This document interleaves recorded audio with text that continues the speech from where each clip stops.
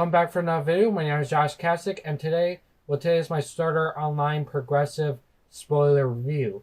So if you have not seen the movie yet, I don't know why you clicked this video because spoilers are clearly in the title. But if you accidentally clicked the video and don't want any spoilers, I'll give you time to leave the video.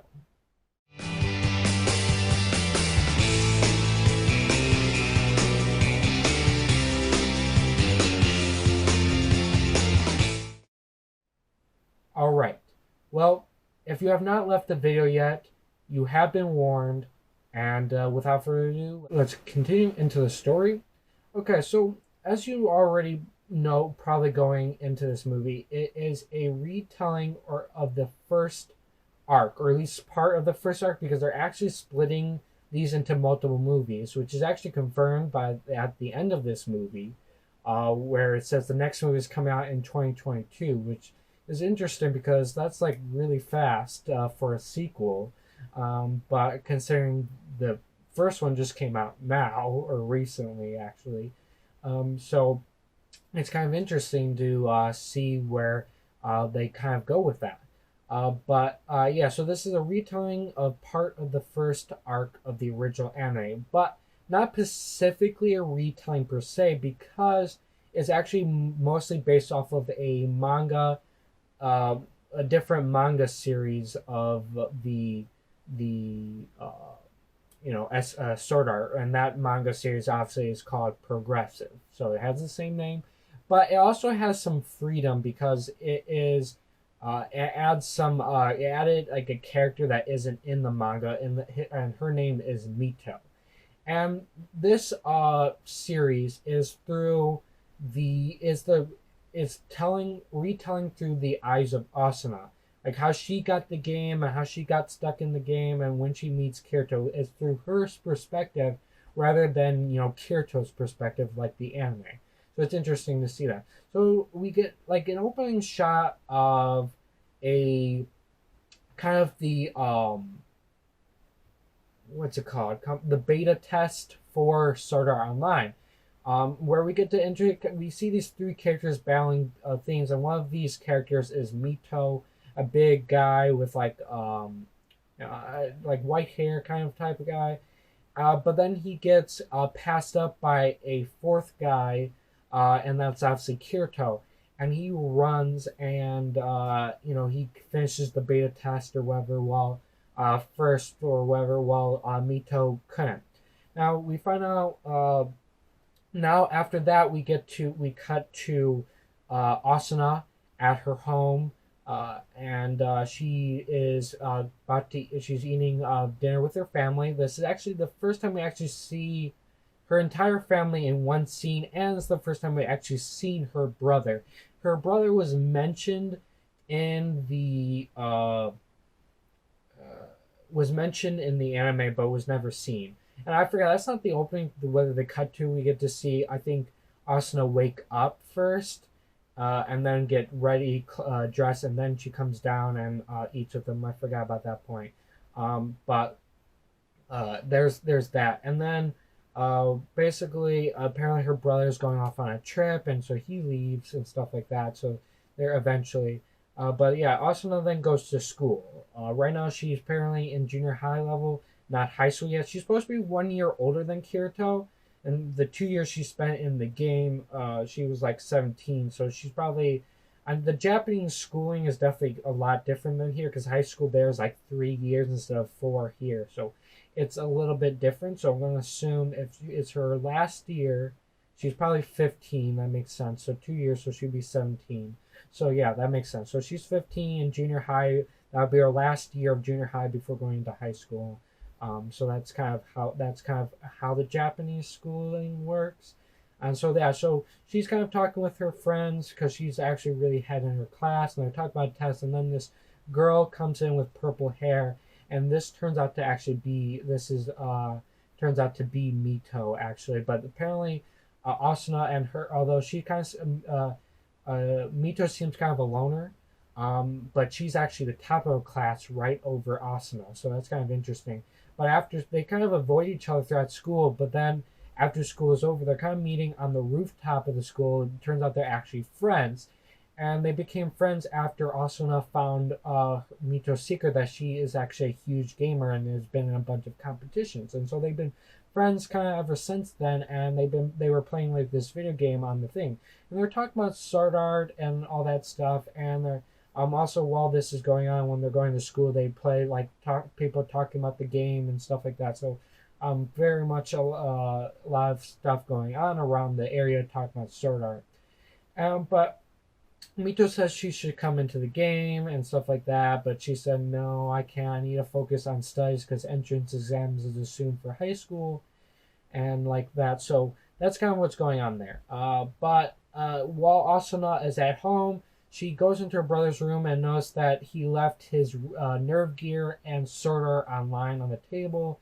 And she decides, well, why not? I might go into the game. And so she goes into the game, and then she asks an NPC looking for a girl. Now, I think Mito, I can't remember. I don't think Mito is actually, I think Mito is her avatar. I can't remember her actual name because I can't remember offhand what her real name is.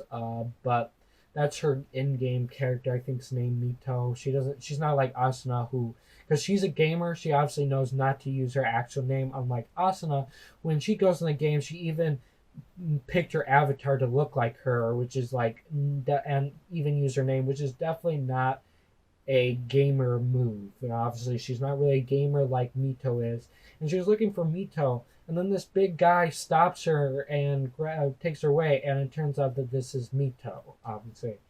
But then they go off trying to train and stuff like that, and then eventually Asuna decides to go home, but then they realize the logout button is, you know the deal, if you know Sword Art Online, and they get all summoned to the meeting place where the big giant avatar of Akuhito Kaiba shows up, as you know, and says his whole speech and how many people died. If you know the Sword Art anime, you know exactly what's going on here. So that's kind of how it goes, and then obviously they kind of make a companionship, which is kind of interesting. Even though they're in a party together, she also still never noticed that you could see the names above people when you're in a party, to keep in line with the party, because the way this movie feels, like it really feels like this can actually happen in the actual anime through through Austin's perspective. This is what's going on. So they're trying. I feel like that's what they're trying to do. They're trying to keep it within the story point, so that Austin still doesn't know, even though she's been in this part, she still doesn't know how to look and see that their names are there apparently. But yeah, so they go off training, and Austin gets because Austin has no idea what she's doing, and she's now stuck in this game, a death game. But Mito, helps her out and trains her until she becomes really strong. But then they decide to go and fight these kind of plant-looking things, and unfortunately, they have to avoid one of these plant things that has a bearing on the top, because if that thing goes off, a huge load of these creatures will appear and outnumber them, and there's no way they're going to survive and stuff like that. But unfortunately, Mito finds this really rare animal that has rare power drops, because when you kill a creature, obviously it has drops, items that you would get to collect that will help you in the game. So she goes off and just leaves kind of Asuna, but she's able to get the drops, and then comes back and right away notice that Asuna's next attack is going to hit one of the berries by accident, but too late, the berry goes off and they're outnumbered. Mito falls off a cliff. Asuna is barely defending herself, and it looks like Asuna's about to die. She's on the red, and Mito, thinking she died, ran away. It's kind of, that's not really a friend thing to do, but I guess you just felt like you lost your friend. But guess who saves Asuna? Our boy Kirito. Yeah, that's right, Kirito. He goes into play and he saves Asuna. And then they go off, and then they kind of go their separate ways. And Asuna decides to get her Mojang, because now she's kind of her game on, her survival skills, her ability to attack. The Asuna we all know and love. That's when she gets her personality that we all come to know throughout the anime series. And she starts kind of going survival mode. I'm going to die on my own terms, not this game. I'm going to kill. And so she kind of goes fighting and fighting and getting even more stronger. And then Kirito finds her again in a dungeon. She's kind of about to. She's has not a lot of energy left because she's been just constantly battling, not really eating and all that stuff. And then she kind of faints, even though she told Kirito that she wanted to stay here and battle more. And they kind of rescue her and like outside and stuff like that. And so this is really when Kirito and Asuna really get to know each other. And then they go off to the first meeting, that meeting for the first boss.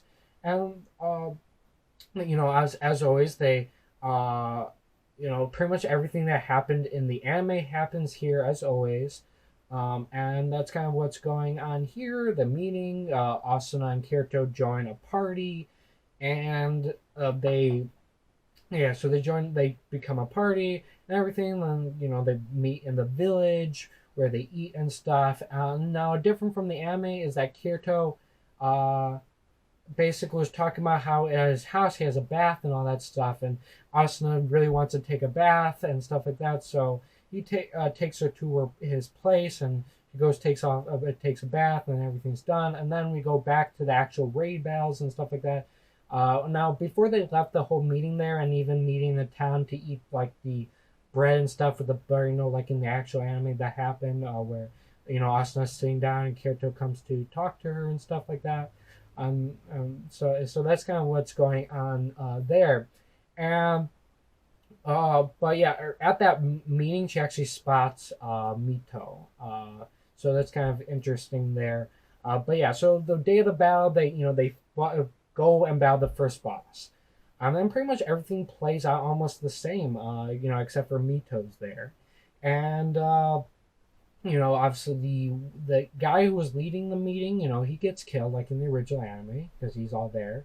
And then let's see what else is there. So obviously they extended the battle a lot more to involve Mito and Kirito and Asuna kind of all joined together to defeat the boss. Well, because and then Mito and Asuna, Mito realized Asuna's still alive because she finally dropped her cloak, and then pretty much all the place the same. They all three of them go battle the boss, and they kind of switch up, and then Kirito gets the final shot, obviously, so he could get the black coat and stuff like that. And then pretty much everything else still plays the same. Him being called out as a beater or a beta tester, and then cheater, and then his entire monologue of him being better than all the beta testers, and so he gets called a beater and everything like that. So that's pretty much all played the same.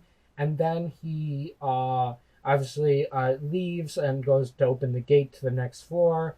And then Asuna and Mito talk about like, are we going to become friends? Are we going to travel together again?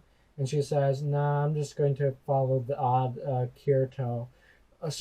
And this is kind of aligned with the manga because a lot of the anime cut this out, but actually Asuna actually followed Kirito in the original story, and they were traveling along together until a mutual friend was killed and died, and they kind of went their separate ways after that. And then eventually to the arc where we kind of see Kirito and Asuna meet up again, and now she's part of the Blood Oath, kind of like in the anime. There's an entire sequence that was cut out just for time for the anime. Obviously, with this movie, we're going to see we're not going to see that cutout. We're going to see more of that story, perspective, so more breathing room. And yeah, so that's pretty much where it ends. Asuna follows Kirito after that. They talk and tell him we're going to stay in a party, and I'm going to do whatever you do and go. So that's kind of the whole thing, and that's where the movie ends.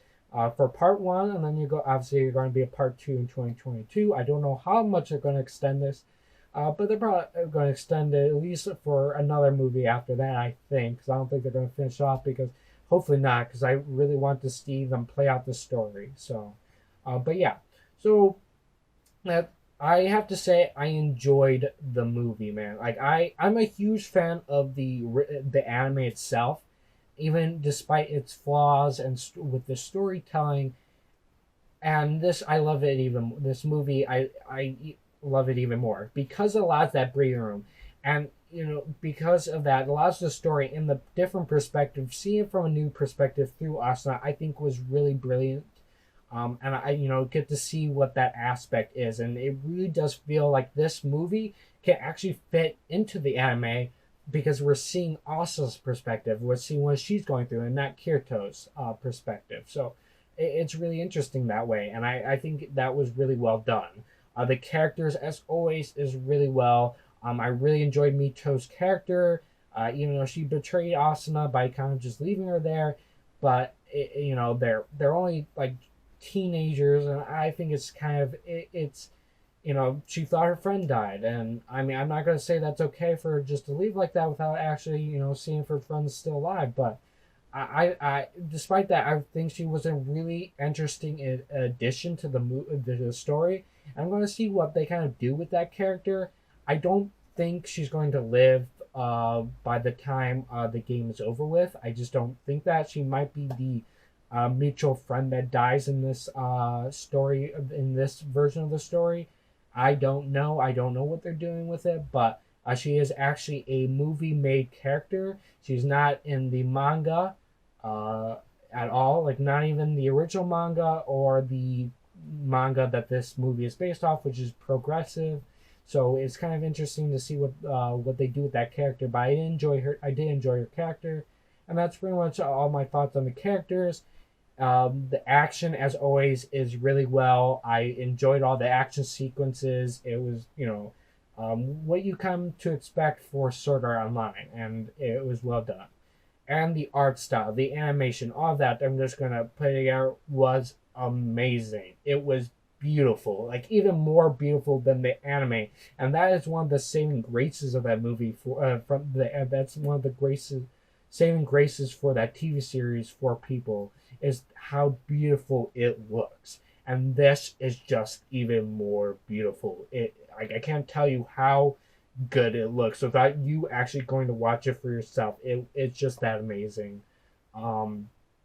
Yeah, so definitely go. I definitely do recommend this movie. I don't know if you can see it in the theater still or not, but when it comes on streaming services or if you buy it on DVD, I recommend you go and watch it because it is brilliant. And that's all my overall thoughts on the movie, guys. I hope you enjoyed this video. If you did, please leave a like. If you're new, subscribe and hit the notification bell so you know if I for the next upload. My YouTube channel website link, my Twitter, my Snapchat, and Instagram are all in the description as always. And thank you. Goodbye.